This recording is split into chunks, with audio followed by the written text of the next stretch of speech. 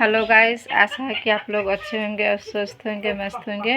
अब आप लोग के बीच में हम छोटा से देवी गीत ला रहे हैं। आप लोग देखिएगा, अब पूरा सर्च करके देखिएगा और अच्छा लगे तो ज़रूर कमेंट बॉक्स में बताइएगा दोस्तों। खोला केवड़िया ये मैया देखा लागल बा भगतन के मेला। खोला केवड़िया ये मैया देखा लागल बा भगतन के मेला।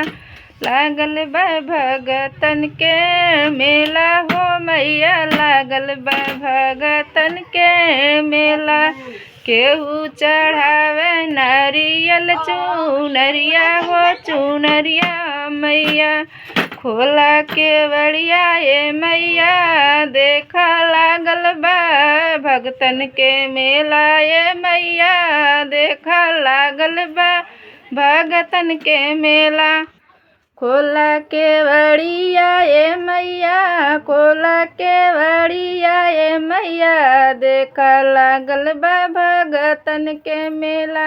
भगतन के मेला हो मेला ये मैया मेला हो। केहू चढ़ावे घियना के दियाना, केहू अगरबत्तिया बारे हो मैया। खोला हो केवड़िया हो देखा लागल बा भगतन के मेला। मेला हो मेला लागल बा मैया भगतन के मेला। खोला केवड़िया मैया देखा लागल बा भगतन के मेला हो मेला मैया।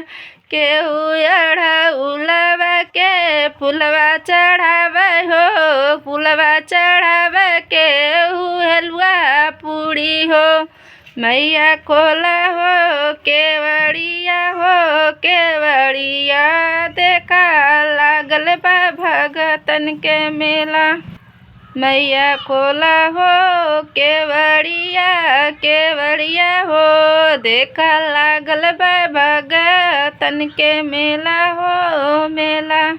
केहू बारे कपूरिया हो कपूरिया हो। केहू हथवा जोरी मैया करे अर्जी हो अर्जी मैया। खोला हो केवड़िया देखा लागल बा भगतन के मेला हो। आचारा पासारी मैया बिंदु रजी करे हो रजी करे हो मैया। सुनीला मिनती हमारे हो। खोला हो केवड़िया मैया खोला हो देखा लागल बा भगतन के मेला हो मेला। अपने गाना का हमें विराम करते हैं दोस्तों। आप लोग देखिएगा, अब पूरा सर्च करके देखिएगा। ये बहन के या आप लोग के हम माता लगते हैं या चाची या काकी, आप लोग कोई भी हो, आप लोग पूरा सर्च करके देखिएगा और ज़्यादा से ज़्यादा आप लोग सपोर्ट करिएगा। और हमारा देवी गीत कैसा लगा आप लोग कमेंट बॉक्स में ज़रूर बताइएगा।